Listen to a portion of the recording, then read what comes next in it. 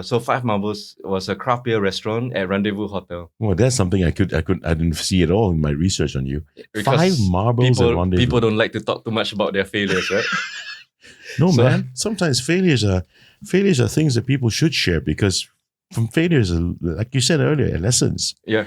Right. Okay. So 5 Marbles. Tell me about 5 Marbles. The rent was high.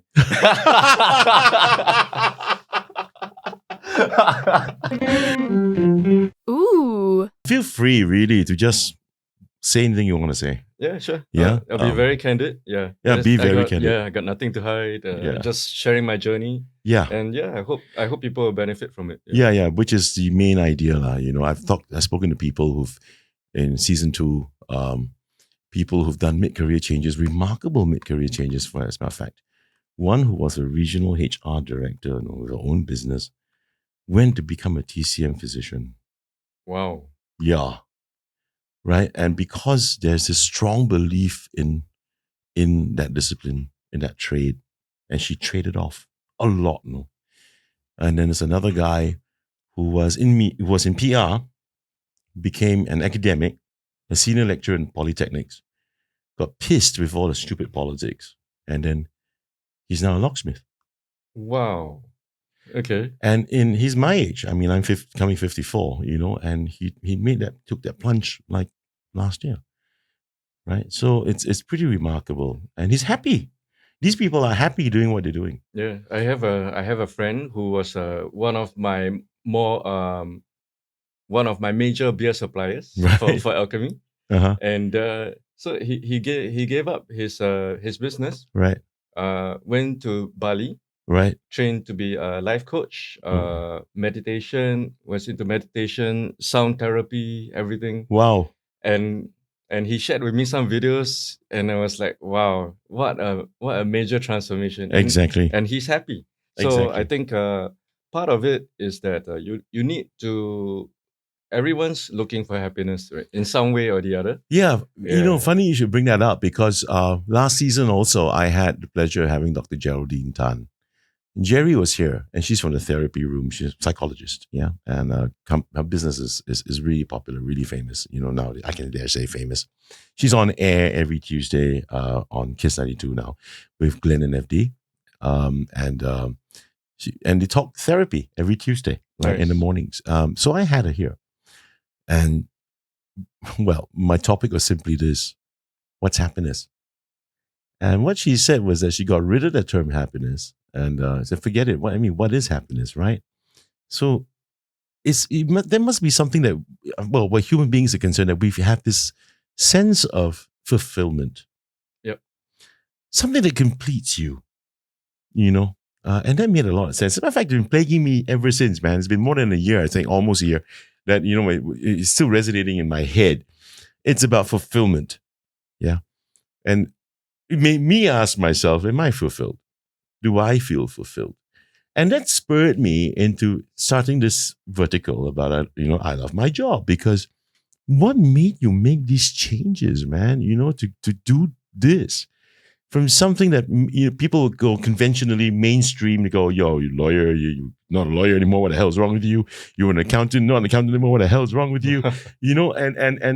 And these people actually, strangely, most of them attest that it's become a fact, more or less, that, hey, I've lost some friends. People who I knew professionally don't want to talk to me anymore. And it shows how shallow society can be. Yeah. And people shun from making mid-career changes. That's one of the main reasons, man, because I might lose my friends. But then again, how could these people be friends to begin with, right? Shallow friends.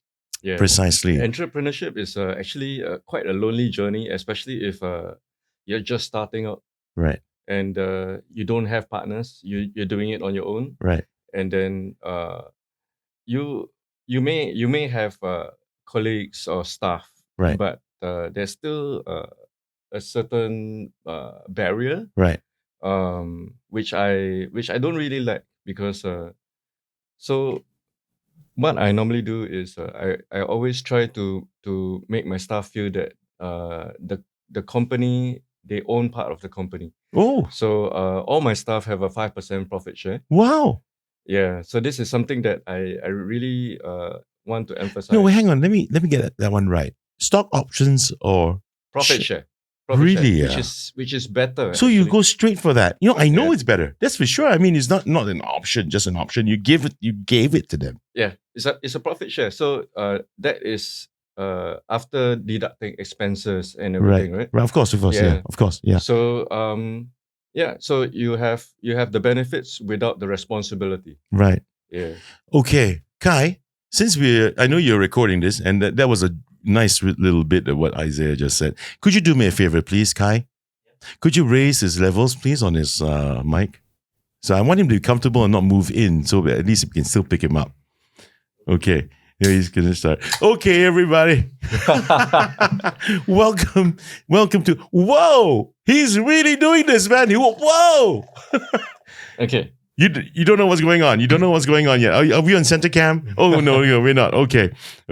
And No worries. my guest in the studio is a guy who is an entrepreneur, a guy who really explored and ventured into that area of real danger, I would call it, because the food and beverage business is something you do not freaking toy with.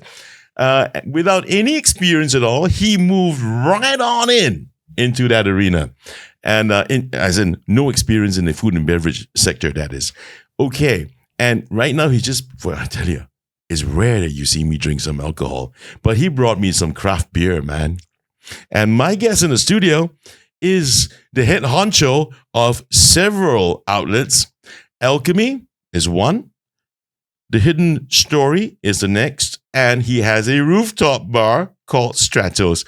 Isaiah Tan, welcome to CCB TV and to the Chris Hansen Conversation. Thank you so much for the booze, man. Cheers. Thanks for having me on, Chris. Oh, pleasure's mine, Chris. Wow. Okay, so Wow. yeah, I so smell lychee. it's very appropriate to start off with a beer. Yeah, of course. Yeah. So this is a beer from Australia, Rocky Ridge. Rocky one Ridge. of my favorite breweries. Mm-hmm. So this is called Rock Juice. It's a triple IPA, 10%. Okay. It's pretty strong to start off with, But but it's got this particular bouquet. I mean, can I call it bouquet? It's beer, it's not Yeah. wine. It's Yeah. bouquet, right? yeah, you can call it aroma, bouquet, whatever, however you want to describe it. Wowee. Oh. So you get a lot of multi flavors. Yeah, it's really malty. Yeah. So when you see this like triple IPA, double IPA, Mhm. quadruples, it refers to the amount of malt that they add in. Oh, Yeah. this So, is really malty. yeah. But it's tasty, right? A little bit like Horlicks lah. What kind of holics have you been to? Cheers, everybody, and welcome back to the show. This is still the start of our season 3 of the Chris Hansen Conversation, and it is for one of our verticals. For most of you who follow us, you know for a fact that I have a few verticals, and this one is called "I Love My Job." And the reason why I have this gentleman here in the studio, this episode is called "That One with the Alchemist with the Hidden Story in the Stratosphere." Long one. It's a long one.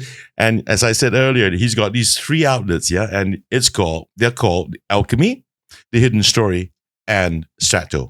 Stratos. Yeah. Okay. Sorry, my apologies. No worries. And we want to find out how come, why, how did he get there?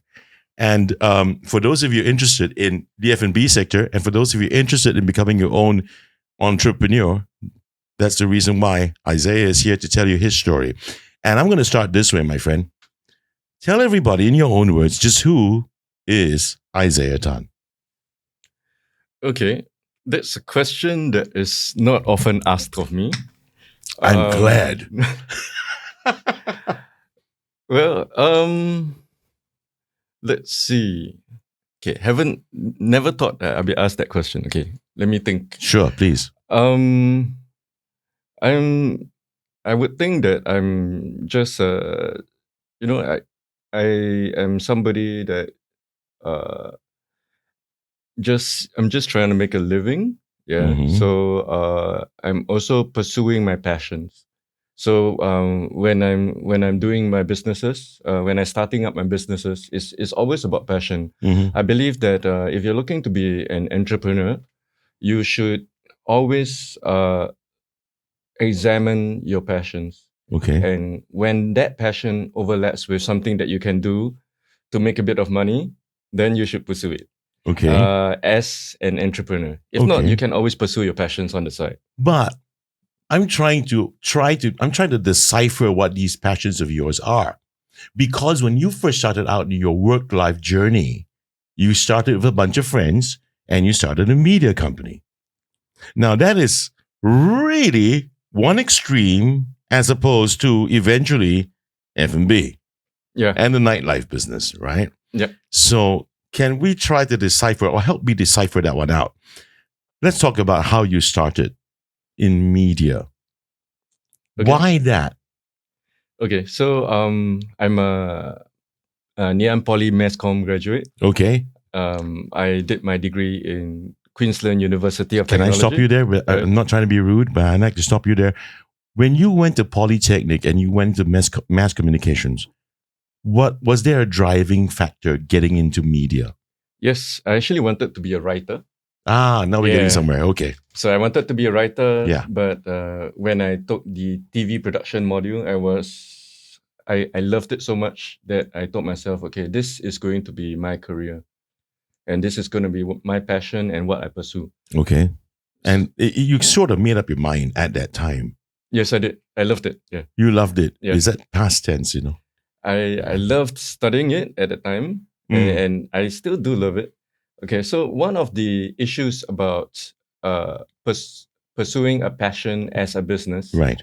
is that sometimes you lose the drive, you lose the creativity, you kind of the lines blur, right? Right. Okay. Between your passion and your business, and sometimes you make compromises on your on the artistic aspects of it to Yeah. please a client. Oh, wow. It always happens. Right? Yeah. Because clients sometimes they're not artistic, but they love to think that they are.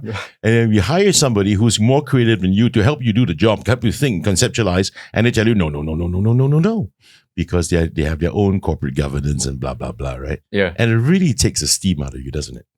Yeah, I mean, that is often part of life, not just businesses, right? Sure. You often have to compromise Mm-hmm. when someone doesn't see it your way. You don't need to win every argument, right? Right. It is what it is. But for people who are more right brain like you, like me, it's grating, isn't it?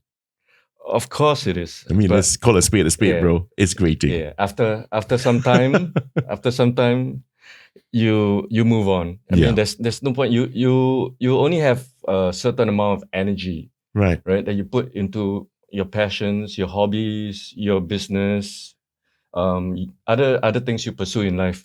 So you are free to decide how you focus those passions. If you're going to focus on the negative aspects, you are wasting your energy. Good advice. Yeah. But you started in a place that people can only dream of. I would think I would be dreaming. I mean, I would have dreamt of it, but I knew for a fact it would never happen for me. But you were in MTV. Oh, that was just an internship. Doesn't matter, man. You were there. How was it when you were there? How was life like?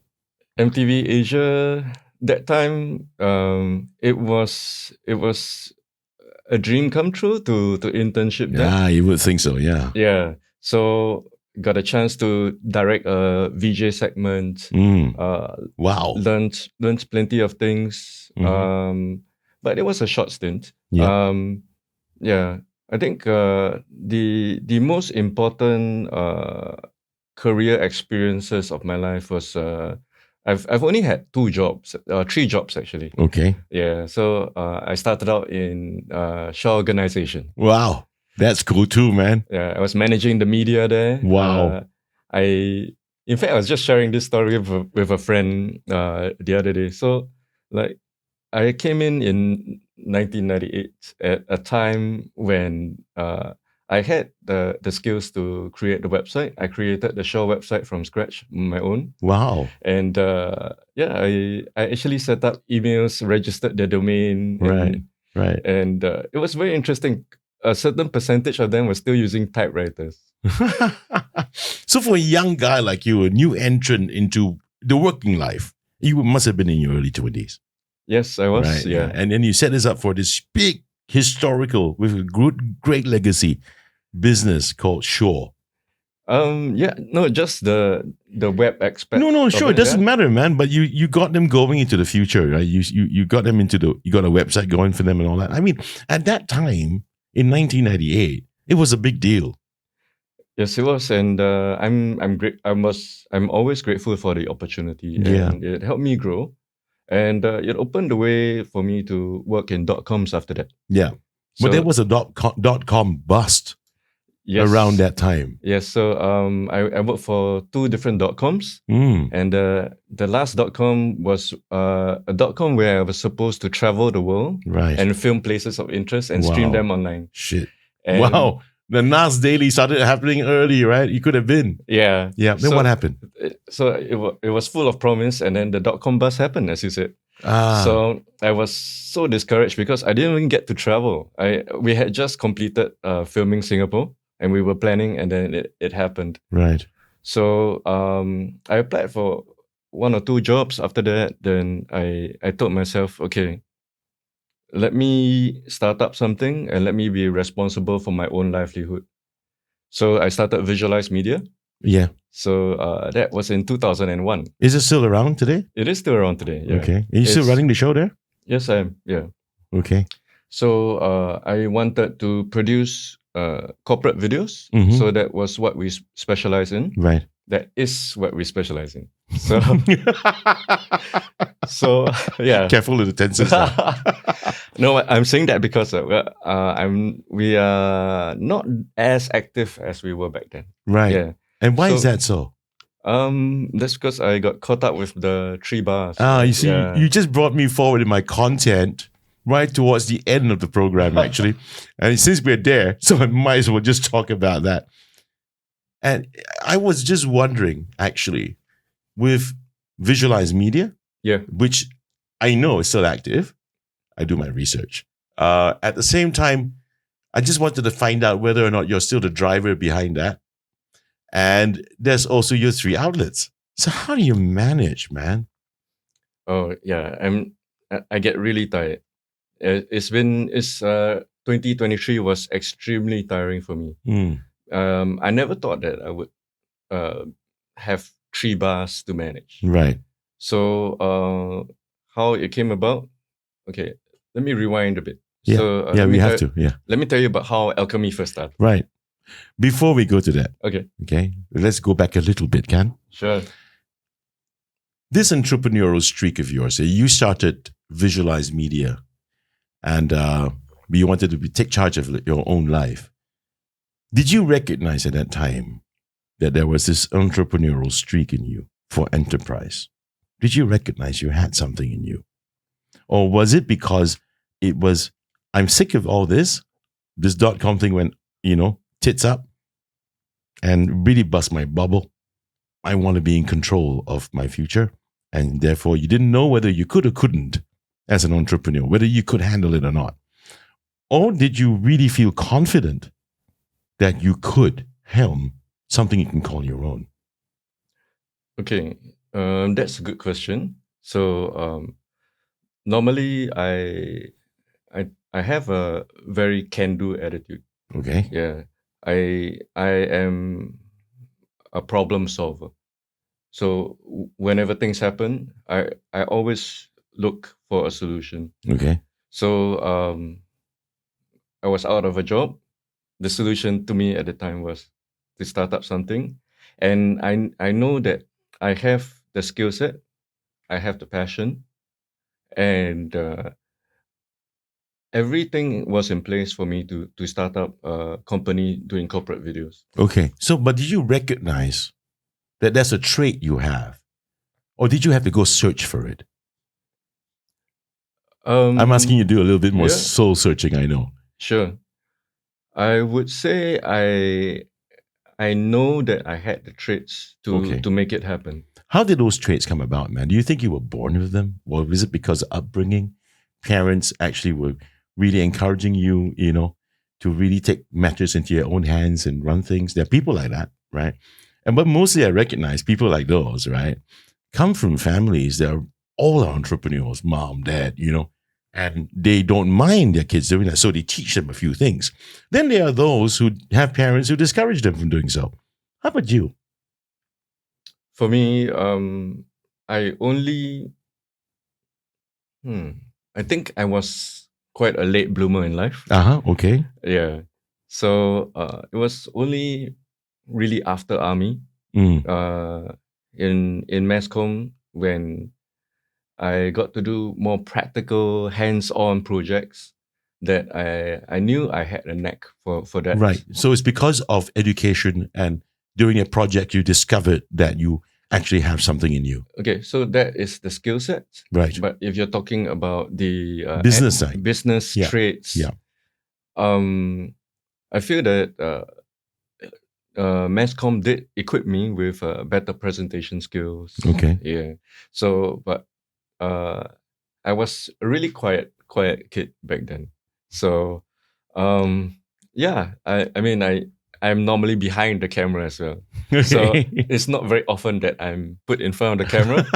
So yeah, sometimes I do get a bit nervous. Don't. You're and doing yeah, fine. You're doing fine. and Please don't be nervous. especially if I have to make presentations. Yep. I don't really like all that, but I know that I can do it. Tell you what. So Let's have a okay. Cheers, mate. Cheers. Yeah. Relax. So yeah, I think in summary to your question, Mm. sometimes you have to start something before you discover what you're capable of. Right. So if you're hemming and hawing and say, "Oh, I can't do it," whatever, you may never get around to starting anything. But did you throw yourself into the deep end then? I actually did. Okay. Tell me So- about that. Tell me about that. This was with Visualise Media, the With- deep end? Visualise Media, yeah. Okay, let's talk a little bit about that, shall we? Before we move on to your Sure. So the exciting part. So like when the .com downturn was happening, Mm.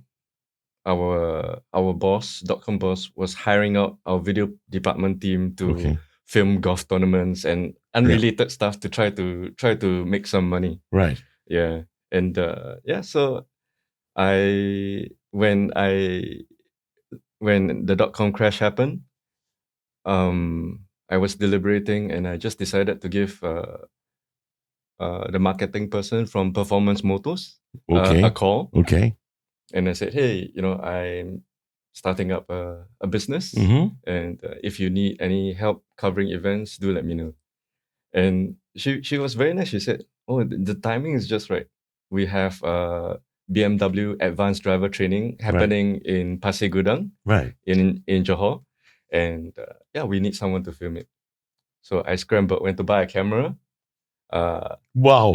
Went to buy a camera, hired my friend. We covered it. We filmed for an entire day. Came back with the footage, and then I set up my editing computer. I had nothing. Nothing. So you basically got the job first, then you went to buy the equipment. Yes, Oh. I called up. Oh, boy. I called up the guy that does Matrox editing suites. Okay. Set up something for me. I need it. He set it up, and it was still early days, and there were errors and everything, and you could lose your work. Yeah. And I basically I had to just get it going. Yeah. right? Roll with it. Right. So just get Yeah. it going, Okay. and the video turned out. They loved the video so much Okay. Good. that they offered me a retainer to film all the Oh events. wow. We from PML, huh? Yeah. Wow. So I'm really thankful for that. It's like my first client, and then they had so much trust in me, right. even though they didn't know that I didn't have anything at that point in time. Now they do. Now they know. But it was just me, right? So they were sort of investing in me, Right, and right. they saw that I had the passion, and I Uh-huh. was able to make it happen. And you have to believe in yourself as well. When you throw yourself in the deep end, you have to get it done, right? You get it done one way or another. So it's right? like my friend from Catch Locksmith who was on season 2 with me, and he was telling his story. He says, "Don't worry, kaka lah. Now Yep. you're in it already. Yeah. You don't have a choice, right? Yeah. So that's the attitude, huh? Just get something going, man. If you have a dream, a passion that you want to be an entrepreneur, just get something going. Okay. Get something going. Whether you start small, Yep. as long as you get something going, eventually you get there. But did you think when you were considering starting up your first business, we haven't even gone to the other businesses yet, man. We're just talking about the first business, yeah? Yeah. But when you were thinking and considering at that time, did you weigh the risk and risk return factor? I mean, it's like how much risk am I going to be taking? And also factoring in the mental and emotional stress, behind starting up my very first business. So did you weigh all that? Of course I did. And what was the conclusion? I mean, I know the conclusion is you started the business, right? How did it weigh? Was it more towards, I think it's gonna be better for me, or shit, I don't know, man. I really don't know. Shit, I really don't know. It's really just maskaka, you know what I mean? Did you do all that? Because a lot of people would. Of course. You don't build a tower without sitting down and counting the cost. Yeah. Right. So there are also opportunity costs. Yes. When you start up a business. Right. Right. So the main one is your career. Yeah. Your career, the salary that you were making. Right. So I believe that for most people, it's always easier to switch early career rather than mid. Yeah. And even late career. Yeah. Right. So in mid career, you're at the peak of your career. You're earning a decent amount. You're giving all that up to start something that may not work out. Yeah. So for me, I was early career, and that was definitely one of the considerations. Right. I knew that, hey, if it doesn't work out, I can just. When was that? That was your late 20s. Was it your late 20s? Yeah. And you gotta be now. You've gotta be. Here we go. Don't give me that shit, man. Fucking hell! We're gonna do this. I'm not that far off from you. Okay. I'm just gonna throw one. Yeah. You're coming 50. I am 50. Yeah. Okay. Not that bad. I'm the same. Yeah. So not too far off from you. Not too far off. Yeah. Okay. Yeah. So actually, you spent a good 30 years at least as an entrepreneur, right? Yeah. Okay. So you're right. You're saying early career change, going to enterprise is a lot easier than doing it a lot later. Of course, naturally. Yeah. But at that time, weighing pros and cons, weighing the risk return factor. Were you married then? No, I was not. Okay. Yeah. So it's a lot easier, isn't it? It is a lot easier. So what would your advice be? Do it when you're young? My advice would be just do something. It doesn't matter if you're young or old. There are considerations, but I believe that the journey is the experience. What you learn from it, it is so valuable. Yeah, it's priceless. So if you don't do it, you may have some regrets, later on in life. Yeah, but then again, if you do it, and then after that you fuck it up, you get PTSD for life too. You may, but if you treat it as a learning experience, and you can say, hey, I tried, it didn't work out, but that's fine. You move on. Yeah. Okay, let's move on a little bit then. From Visualise Media, and I read it in this article that that was published, they interviewed you, Kaizener, right? That you actually bring your guys out for drinks. And then, I got to stop doing this shit. I might as well own the place and people come and drink. I mean, fuck. I'm sorry. No offense and no disrespect to Kaizener, yeah? But to me, I would have asked you something more, like what I'm going to do right now. Dude, that can't be the reason, man. That can't be the sole main reason why you decided to move into an arena. And to me, I would tell people, God forbid, dude, if you haven't got any fucking prior experience, and especially a bar, let alone a restaurant, don't go there. Do not go there. Yeah. Unless you're just a shareholder. But if you're going to run the shit, you got to have been in the shit to run the shit. You know what I'm saying? If you're not, I'm not saying F&B is a bad place. I'm just saying it's dangerous as hell. It's a minefield. Yeah. But you you actually ventured into an arena that's completely off from whatever you've been doing previously. Yeah. Now, I know this because I had several F&Bs and I failed. That's why I'm telling you, PTSD, man, PTSD. Yep. So I'm wondering, and the reason why I called you to come on the show is because I've been through that. But you didn't fail, whereas I have. And I want to discover, I know where I went wrong, but I want to know, apart from my own experience, you walked into this arena with the reason you gave in that interview. I think that's not enough. Is there more to it? Starting Alchemy. Of course, there's more to it. Yeah, please. It was a short interview. And I have failed. Yeah. I will share a bit more with you later on that. Okay. So like so you already said okay, let's go back to when I brought my staff out for drinks. Right. So it was a small bar. Right. And it was obviously failing.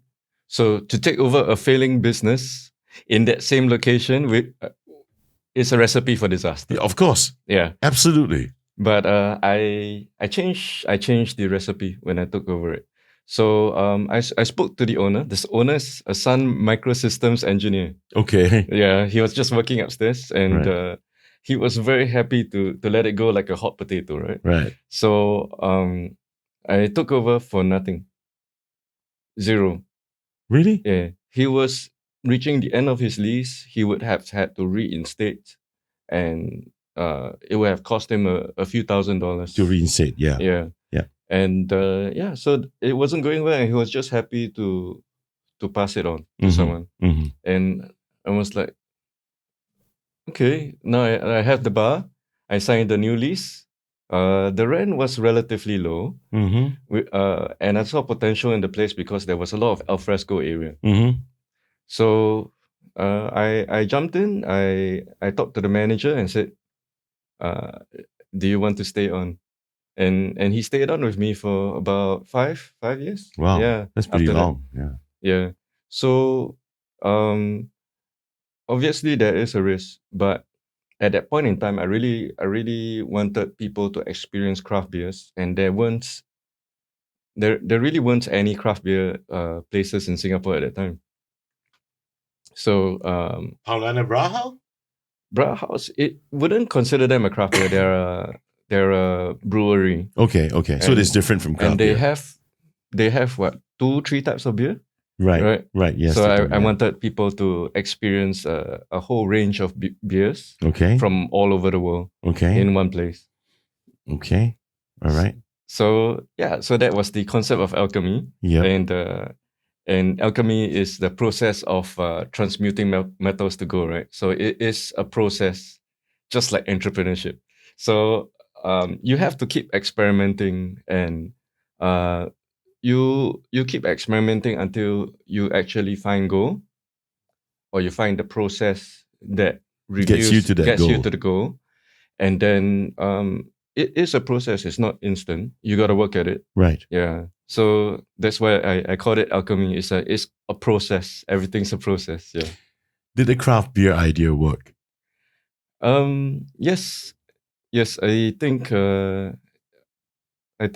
a lot of people love the fact that you could the first few years, and then there was a craft beer boom, and you have a lot of other bars. Yeah. But first few years we were doing tasting sessions for craft beers, like you would do for wines. Right. Yeah, and those were really fun as well. Okay. And to me, the first few years weren't even really about money. I was still very busy with my video production. Okay. And I was happy to just let my manager run it. Right. So I would curate the craft beers. Right. And then I would go in, and my friends would come down. Yeah. But not having been in F&B before and gone into, and you acquired for free Alchemy, you re-signed the lease, you still have rent to pay, though it may not be a lot. You still have staff salaries to pay.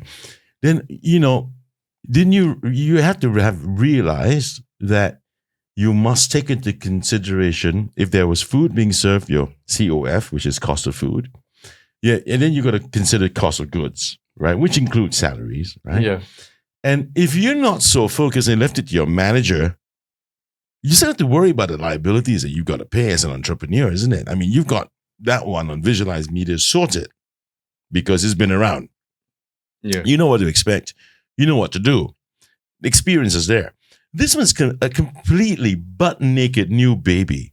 Yep. Right? Did you consider all that, man? I mean, you had to have had some worry. Of course. So part of it is the capabilities of your manager and the trust that you put in him Mm. to manage the place when you're not there. Because And you trusted this guy so much. Trusted, yes. Did you have to have him to earn that trust to run the show for you? Yes, okay. So a lot of people have told me that I'm too trusting, I'm too kind, and that has, of course, and they tell me, oh, is Alchemy a halfway house? Because I would hire ex-convicts. All right, okay. I would give opportunities to people just to give them a chance, Right. right? So I different people have come to me at different stages of their life, say, hey, I need a job. I need a job. Some of them have turned out to be the best managers, and some, of course, have disappointed. Right. Right. So, but at the end of the day, I feel that I'm blessed to be in a position where I can help. Okay. So, I try to believe the best in people, and I say, okay, sign you on. Let's see how it goes. That's your HR policy. But let's talk about how your finance policy is like. When you took over Alchemy, right? And then you left everything in the hands of this guy for 5 years, and he did good by you. Thank God for that. The point is that you must have had some contingency funds set aside, have pockets a little deeper in order for you to be able to fund the business for at least 6 months to a year, I suppose. Or get investors in. Yeah. So the cost of running the place was really low. Yes. Mm-hmm. So and I knew that from my video production business, and that is a bit of diversification as well, right? Right. So my video production business is able to ensure that both businesses are running. So at that time, it was good, yeah. But of course, risk involved. I do go down as often as I can. So it of course it got really tiring as well, right? So daytime I'm doing video production, evenings I'm going to the bar and going checking over what's happening and everything. Right. Yeah. As a new entrant into the F&B sector, man, I'm pretty sure the first few sets of experiences there could have been, were they, okay, let me be fair to you. Were there anything you gained as well as any pitfalls you may have experienced? Just a new entrant into this minefield called F&B. Anything that you'd like to share?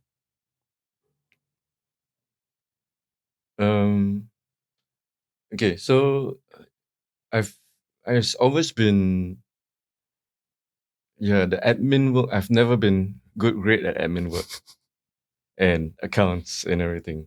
So to me, it's like I love to start something up, Mm-hmm. and then I need people to manage it, Mm-hmm. right? So I think it helps that you know your strengths and weaknesses, and you hire people to fill that in. To fill the roles. Yeah, to fill the roles. Right. Because you can't do everything on your own as Right. much as you would like to. Yeah. Right. So yeah. Well, So, you really left a lot of leeway and trust into a lot of people and into playing these roles. that has resulted in some bad situations. Mhm, Yeah. mhm. So Care to share some of them? manager taking money, part timers taking money. Common, man. Okay. Yeah. And I've been criticized by my friends, chided by my friends about that as well. Mhm. They're like, why are you so trusting? Mm. And it all goes back to the same answer. I like to give people an opportunity, and I'm also giving them an opportunity to disappoint. Chef Benecito was also on my show twice, right? And he said this: if you want to really kill your friend, ask him to join the F&B business. and personally, he told me before, Chris, if you have an outlet, right, you have to be there. You have to be on top of things. That's true. And he was so damn right. That's true. Yeah, he was so damn right, because pilfering off the till, right? Falsification of invoices, they're real in this business. Yes, right? Definitely. Yeah, so that's the reason why I want to find out from you. So you encountered the same. Yes, of course. And even though your friends chided you, you still refuse to move away from that generosity of yours in hiring people, giving them an opportunity, and being kind to them and trusting them. Yes, like I said, it's a weakness of mine, and I try. Of course, if someone is straight up shady, I wouldn't hire them. Right? I'm not stupid, but I'm not saying you are. I'm not saying you are. No, So, but if a lot of the people who come to me, they really need a job, and they are down and out for one reason or another, and if I'm able to help them, you will. I will give them the opportunity, even like those people who have not had much experience, and train them up, give them an opportunity. That's what the probation period is for. So although it is a painful process when things happen, one of the best hires I had was my very first hire for my video production business, right? Visualise Media, right? So the person was a nurse, and he was young with huge passion for video production, right? And no experience, And I told him, okay, I'm gonna bring you on. I'm gonna train you up personally over the next few months, and then we assess from there. And he became one of my best hires, video producers. Yeah. Right. Wow. Yeah. I mean, I'm pretty sure. I mean, you got a good heart, man. I mean, if you do this sort of things, there got to be some dividend you will also gain, But most people, the world is cynical in a way, right? Yep. Right. Even me, I'm being cynical with you. I mean, I must be like, hey, dude, why are you doing that? Yeah. Especially in this minefield of F&B. Really, I said that a few times already, calling the damn place a minefield, right? Yeah. It is. Yeah, and you've then from Alchemy, you started the Hidden Story. Hey, gorgeous looking place. I love Chesterfields, man. By the way, I got to go visit that joint. Yes, you should. I like places like Speakeasy. Yeah. Yeah, let me know when. Yeah, I'm. Where is it, by the way? It's in Katong, opposite I-12. Holy crap, nearby, man. Yeah. No wonder you were the St. Pat's boy that owned the place that people were talking about in my chat rooms. Oh, really? Because I'm from St. Pat's too. Yeah. Right? And somebody put up a picture of the Hidden Story in one of our chat rooms and said, this is owned by an old boy. Wow. And we're all old boys, And then somebody cheekily said... Some older than the others? Yeah, well, fuck yeah. And we're going... Hey, since we're old boys, man, I think we should get a good discount. I don't know about that, but I'm saying it here. No, definitely. Just drop me a message. I'll make sure. I'll come around. I'll definitely come around to the Hidden Story. I really want to check it out because I love the look. I think it's really nice. It looks rather plush, a real typical speakeasy. It's pretty cool. Kai, did we put that picture up, man? For the Hidden Story? There you go. I love it, man. I think I love the color scheme, man. I really love it. Yeah. Yeah. This is a place that I'm very proud of. So how we started was I was notified that Alchemy would have to move due to a possible unblock. Okay. And it was just when. So there was no timeline. And of course, after 13 years there. Oh, that long Alchemy. You had Alchemy for... Since 2010, yeah. Oh, geez.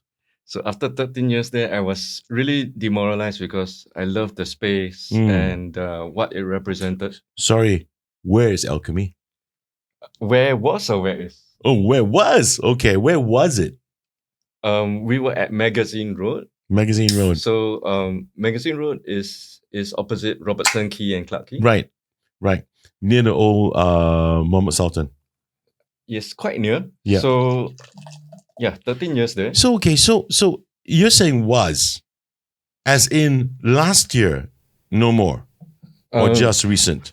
Last year in July, we moved to Prinsep Street. 128 Prinsep Street. So now Alchemy is in Prinsep Street. Yeah, so okay. it was a very painful move. Yeah, Right. all the memories and everything, right? Mm-hmm. But I believe that it's the people that make the place. Right. So it's very heartening that the regulars all came to find us, and it's in a way they are. The regulars there, it's like a family thing now. Everyone knows each other. They just come around. Yes. So that is one of the major emphasis that I have for Alchemy. Right. It's not just a bar where you go to drink craft beers or anything. It is a bar where I connect people. I introduce them to each other. Right. Everyone sits together. Right. Instead of at separate tables. When I get different groups of friends coming and say, "Hey, join the table," and then they all get to know each other. They become good friends, and I you have jam sessions there too, huh? Yes, we do. Spontaneous jamming sessions. I try to play the guitar a bit, and I have a piano there now. Yep. Chris Chu plays there sometimes, right? Yes, he does. Yeah. I jammed with him once many years ago. You won't remember. Yeah. Okay. Yeah. So it's just the vibe of the place, and that different musicians just come down, and then they suddenly have a go on the piano or on one of the guitars that I have there. And yeah, it's fun, and they all get to know each other. Okay. Yeah. Okay. So Alchemy has moved to Prinsep Street. But when you started the Hidden Story, it was before you actually had a confirmation that you guys were going to go. Exactly. So I was looking for spaces, and I chanced upon a space, and then so Sterling Sticks, Sticks were actually supplying to Alchemy, and I asked the owner, "Hey, if I move Alchemy to this space, would you like to do the kitchen?" Okay. And he said, "Oh, interesting, but I have another project converting the upstairs of Sterling Sticks into a bar. Would you like to be in on that?" Oh. And I was like, wow, yes, because I love shop houses. I love the history of conservation shop houses, and the charm of it. And katong, and it's katong, man. Yeah. So home, right? Home. Yes.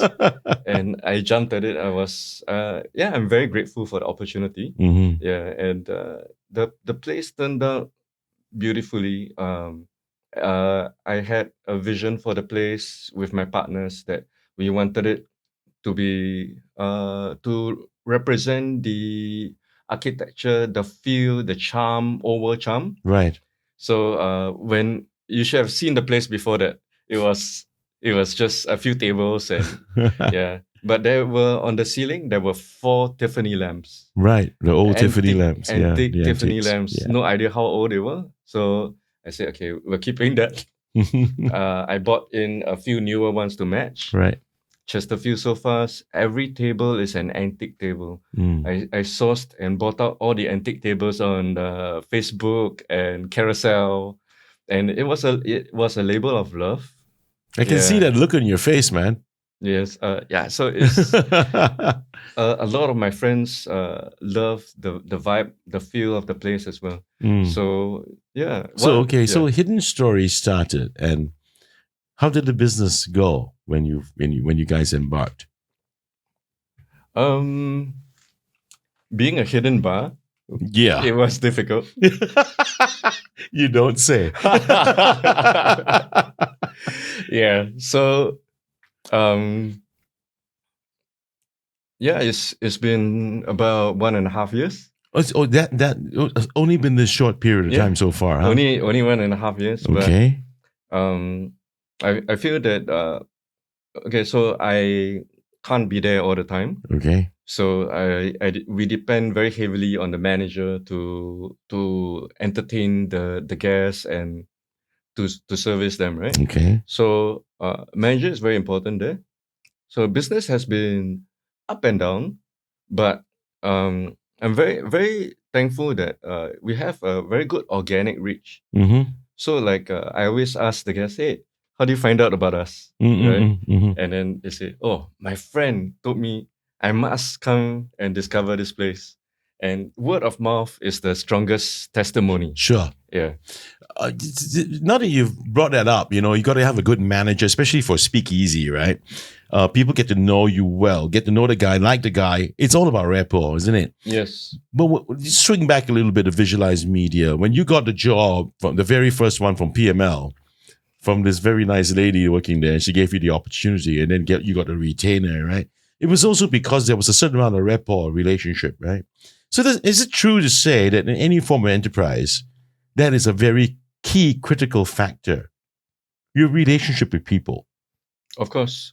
In business, there is a lot to do with relationships. Mm-hmm. One way or another, right? So you cannot start a business without interacting in some way with your customers or Right. or your clients. Right. But now that you said that, man, because you and I, we're from the same generation, we're the better looking people,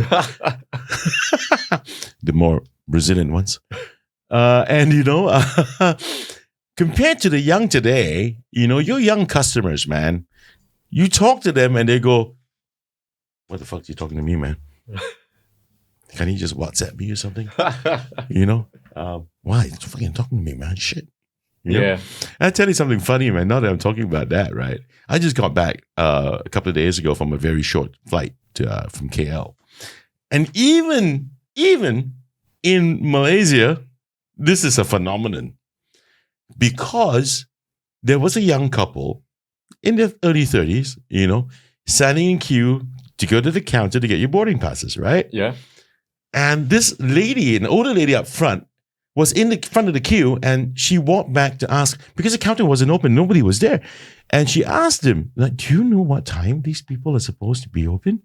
And the couple looked at each other like stunned. Why is she talking to me? That's the look they've got, man. I was watching the whole scene, right? And why is she talking to me? And they looked at each other and went, not a word, just like that. And she looked at them like, what the fuck? Right? And she had to walk all the way to the information counter to get information. She came back to tell everyone in the queue, as in publicly address everyone in the queue, people, it will not open till this time. Okay. And I wanted to applaud that lady. See, older people, initiative, not afraid to open up the damn mouth to say something. And this phenomenon is nuts. Now, when it comes to business today, and in a bar business, right? I've also seen this happen locally where, they're so entitled the way they ask for, when they order the drinks, I want this, I want that, I want this, I want that. And then I don't want to look at you anymore. Like, what the fuck? How are you going to build any relationship with these people, Because to them, relationships are only on social media. Yeah. So, I mean, do you encounter that in your businesses? And what do you think people should do? First of all, I think I'm going to say it. I don't give a flying fuck. I will say this. Young people, open your freaking mouths. Gold will not fall out. Right? So, yeah, and there's nothing wrong with making friends physically face to face. Okay. It's not a 2D world. It's a 3D world. Yeah. Here you go. Okay. So what do you... For someone who runs these businesses, man, from media to F&B, it's all about relatability. It's all about relationship. How do you deal with this kind of generational change? Because you've had Alchemy for a long time. Yeah. Your clientele has grown older. But then again, you also want to bring home the young clientele as the years go by. So there's longevity in the business, in all businesses for that matter. How would you plan to deal with something like that?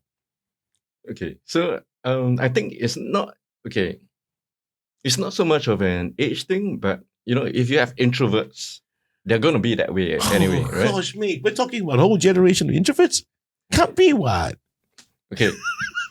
But I'm being an asshole. I'm being an asshole. Yeah. You're gonna get customers from all walks of life. Right. All walks Okay. of life. Okay.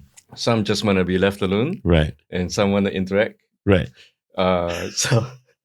So you need to have a certain EQ as well as a manager and or owner of the F&B outlet. Right.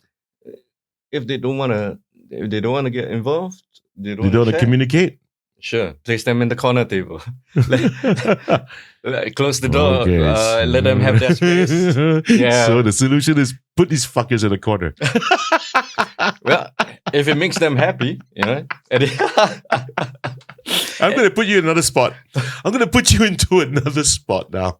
Because let me just ask, before I ask that question, which I'm dying to ask, Alchemy moved to Prinsep Street. Now, all the while in Magazine Road, the rent was cool. When you went to Prinsep Street, how bad did it get? Don't tell me it's low too. There's no freaking way, man. It was lower. Huh? Because we share the space with a cafe. Right. So the rent is half. Right. So the cafe runs during the day. Right. We take over from 5 to 6 So p.m. it's like sublet. Is the transition. Right. Not really a sublet. We are kind of like an operator. Okay. Yeah. Okay. So I was quite fortunate also to bump into an old poly friend, Mm. and then she said, "Hey, she's one of the partners in the office, Right. Antler over there." Right. And she said, "Hey, I want a bar that at my office again." And I was like, "Okay, the timing seems perfect." Took a look at the place and loved it. Right. So they could also use this for the same reason you started that Alchemy to begin with. I'm sick and tired of bringing my guys out for drinks. I might as well own the same place. And this one wants the same. So you actually worked on the same kind of concept, right? Okay. But when you moved over to Katong for the hidden story, how's rent there, man? The rent is still manageable. In fact, rent across all three of my bars are quite manageable. And I insist on that because I told you that one of my ventures had failed before. So it is 5 Marbles. So 5 Marbles was a craft beer restaurant at Rendezvous Hotel. Well, that's something I didn't see at all in my research on you. Because 5 Marbles at Rendezvous. people don't like to talk too much about their failures, right? No, man. Sometimes failures are things that people should share because from failures, like you said earlier, lessons. Yeah. Right. Okay. So Definitely. 5 Marbles. Tell me about 5 Marbles. The rent was high.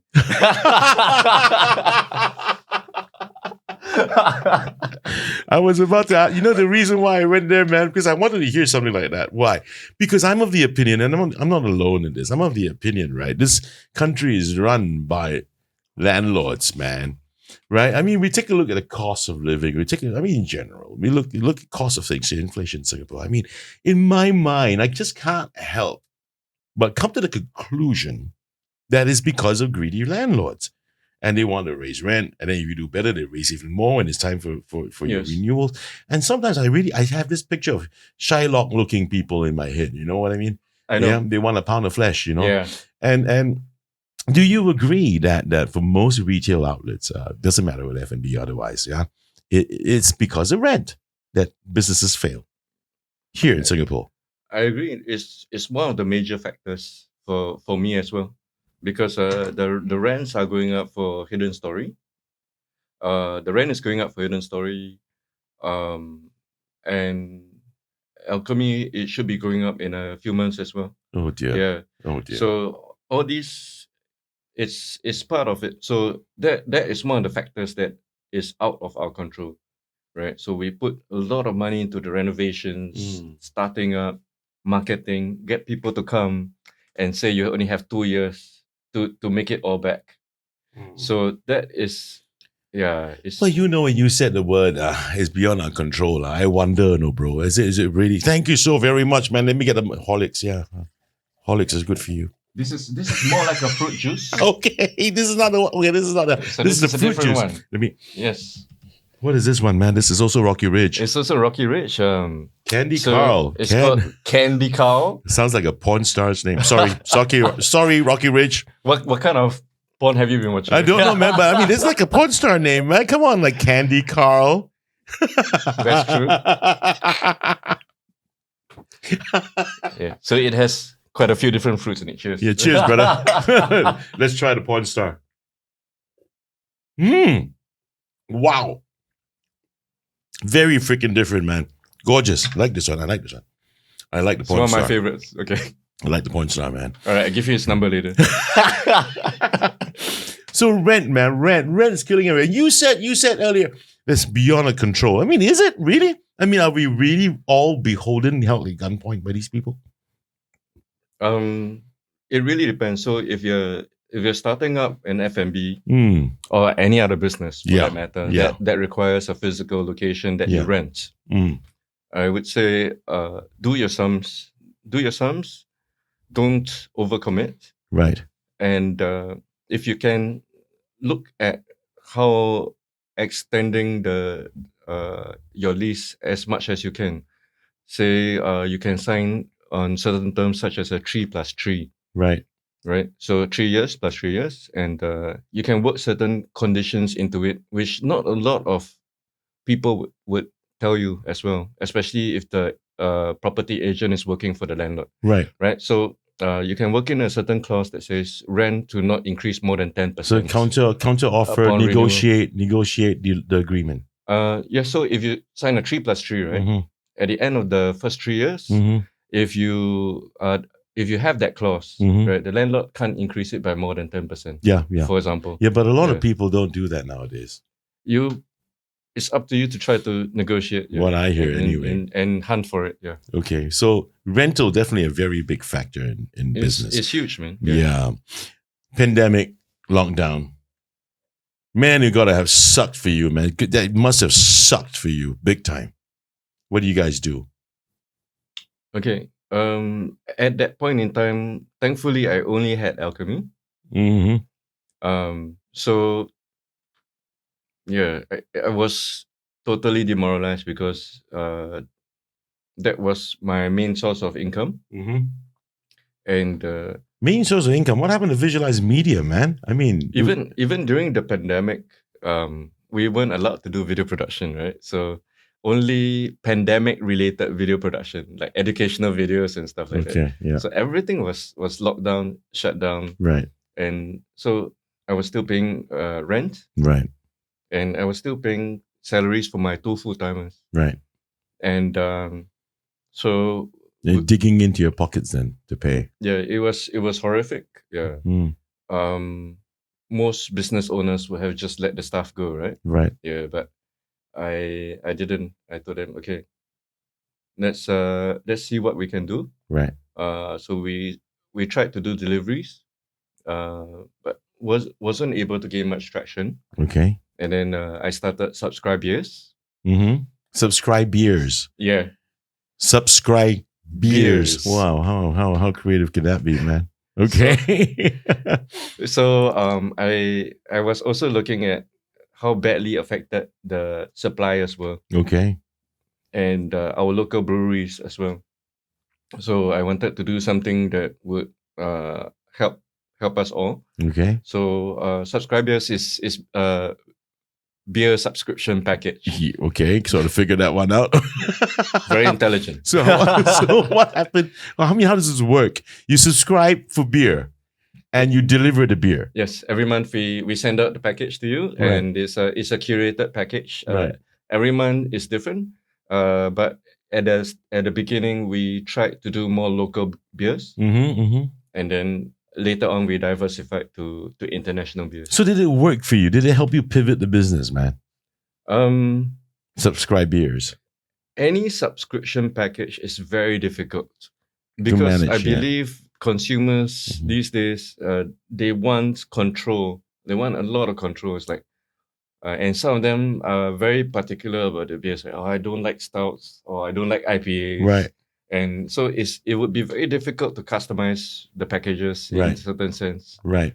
So it was average at best, but it was just something that But it kept you guys afloat. Not exactly.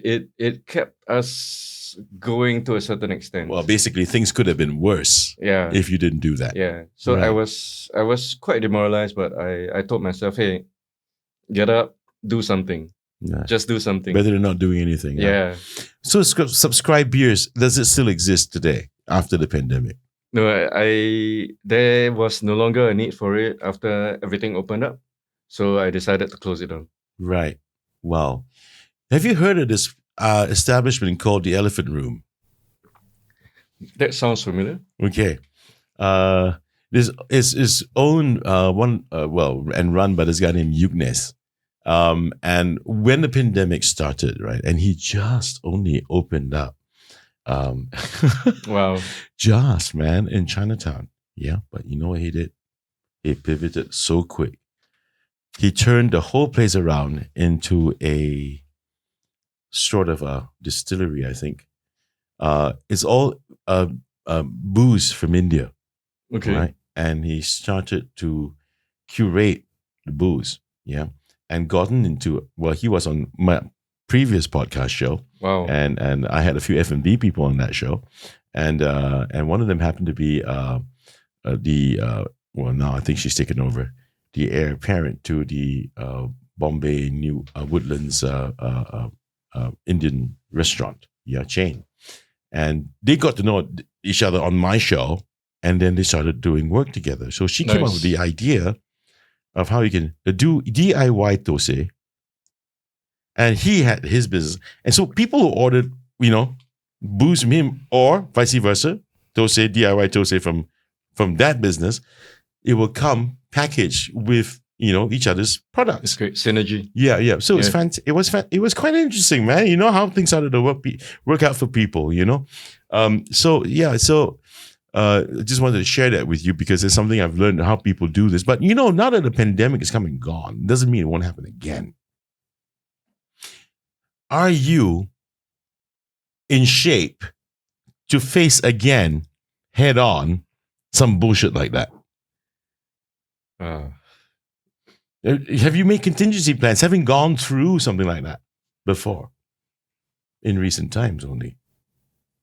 I definitely learned quite a few lessons from the pandemic. Mm-hmm.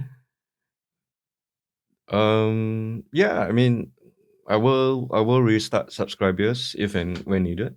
Okay. And we'll see. I think we just have to do more deliveries. It will be a very different lockdown, if any. Mm-hmm. You think so? How different? I believe that we cannot afford another lockdown. The economy cannot afford another lockdown. Mm-hmm. So it will be restricted more than a lockdown. Okay. Yeah. So yeah, a lot of the rules just simply didn't make sense. Like the 10:30 rule. I think it's because it was the first time. Yeah. Yeah. And everyone's learning anyway. Yeah. But then again, you have that, at least those in mind still, should something like that would have happened, and you don't believe it's going to be that stringent the next time around. Yeah. Okay. Stratos Rooftop Bar. How did that one happen? That one I'm a bit hazy, I gotta admit. It's the same process. What? So Hidden Story, Yeah. was because you thought Alchemy was gonna go. yes. Yeah. And so I started up the Hidden Story, Yeah. and I still needed to find a place for Alchemy, right? Oh, good. Kidding me, man. So he was really still looking for him. So I was looking around, Yeah. and I saw this listing online, Okay. and I called the agent up. It was beautiful rooftop. Okay. Beautiful rooftop. Where space. is this? Where is this? National Design Center. National Design Center. Hey, Kai, can you put that one up, please? Stratos Rooftop Bar. Here we go. No, that one. Yeah. Yeah. So this is your third outlet, right? Yeah. Okay. So, I actually had to do a proposal, Mm-hmm. and To the National Design Center people. yes, and and they accepted. and we officially launched late December last year. Oh, last year, Yeah, December. yeah. Holy crap, dude! You're talking about No, previous year. 2022. 2020, yeah. Okay. I got last year, jeez.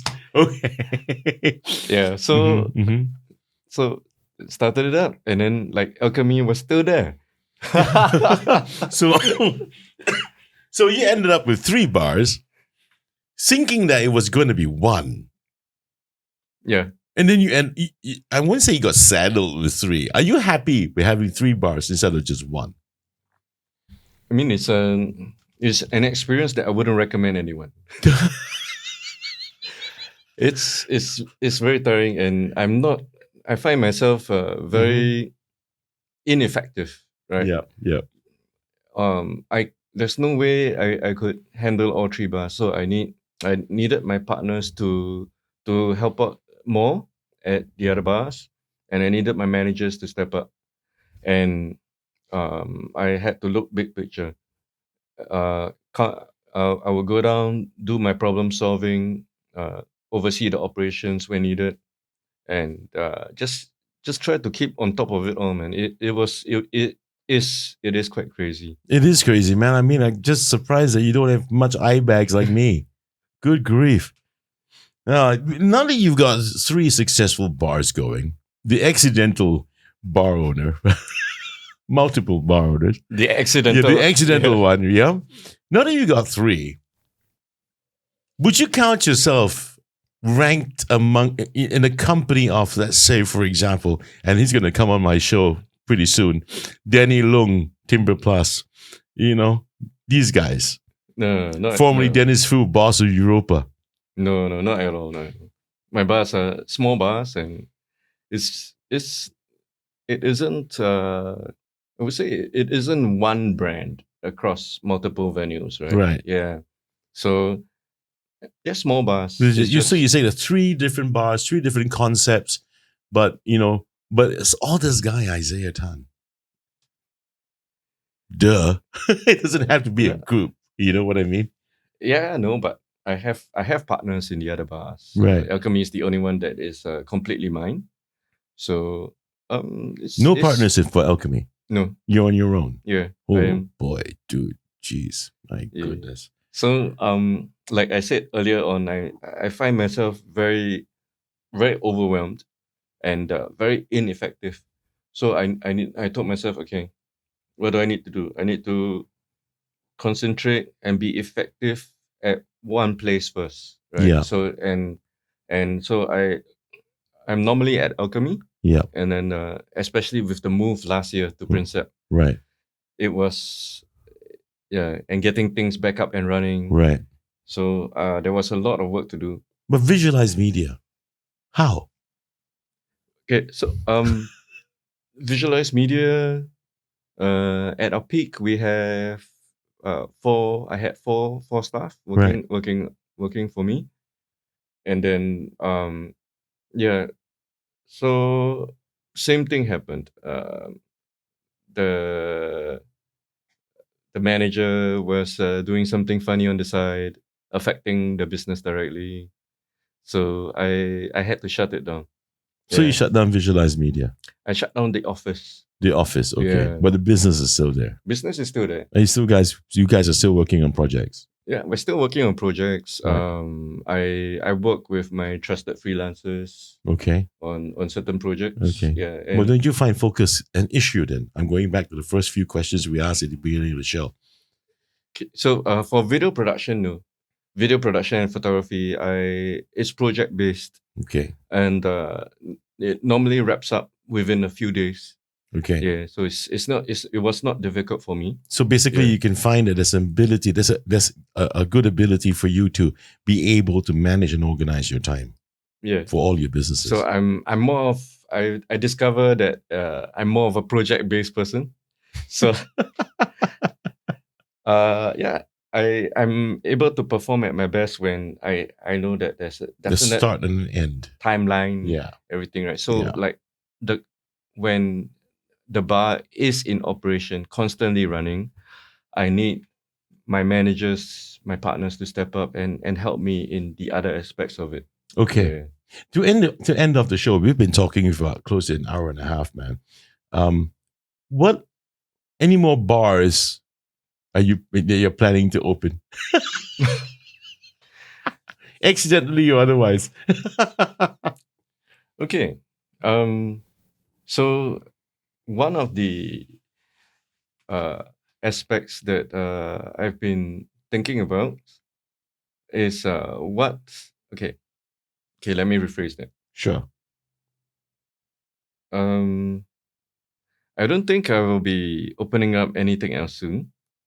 I really need to consolidate and ensure that the bars are running smoothly and at the peak of what they're supposed to be. Right. Yeah. Okay. So no new bars for me. No plans in the offing, no other plans in the offing at the moment. Um Really? okay, so for Stratos, Okay. we have to move out of the location in March. Oh boy. Yeah. So a new tenant just took over the entire floor. Right. And what you gonna do with Stratos? It's something that I'm still deliberating. Okay. So Either continue somewhere else or just forget it.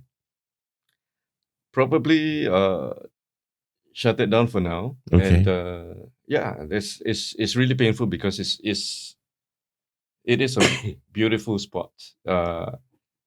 And it's the same concept isn't going to apply unless I shift it to another rooftop, right? Yeah, of course, yeah. And then only so many rooftops you can actually go think about, right? Yeah. Yeah. So what do you think as an entrepreneur when you're in a situation like that? Is there anything wrong or bad or ugly in shutting down one business?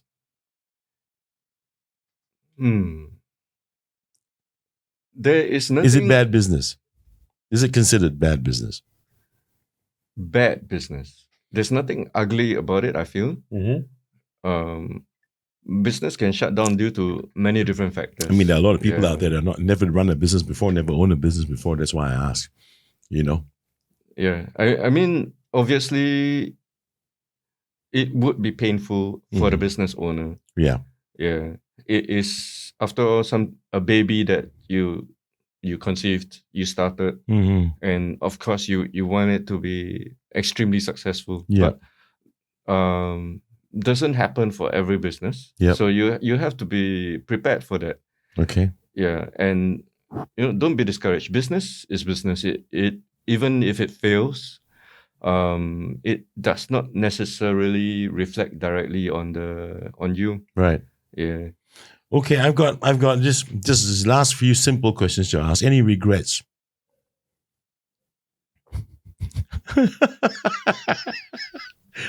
Solo the beer first, man. Yep. Any regrets? Any regrets? No.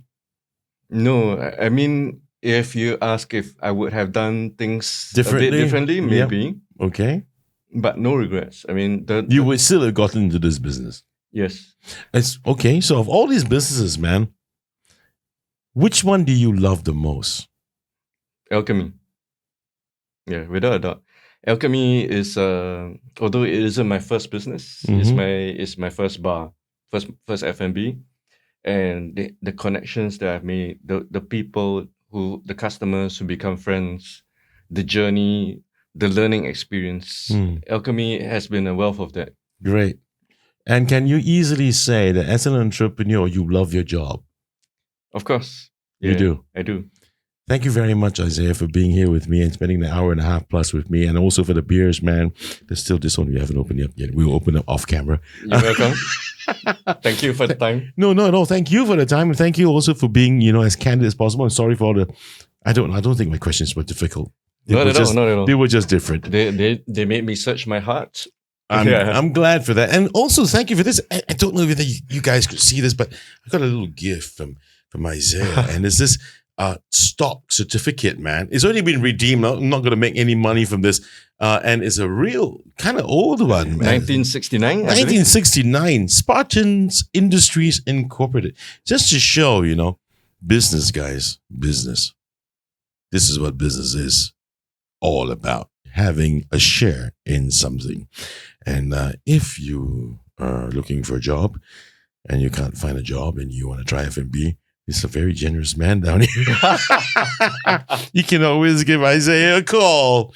You've been watching the Chris Hansen Conversation, and this is our series, I Love My Job. Today, we talked about the F&B business and what it means to be an entrepreneur and what you should be thinking, how you should be thinking, what you should be looking forward to, and what you should be also watching out for. And this is Chris Hansen. Stay safe, people. Watch out for the next episode.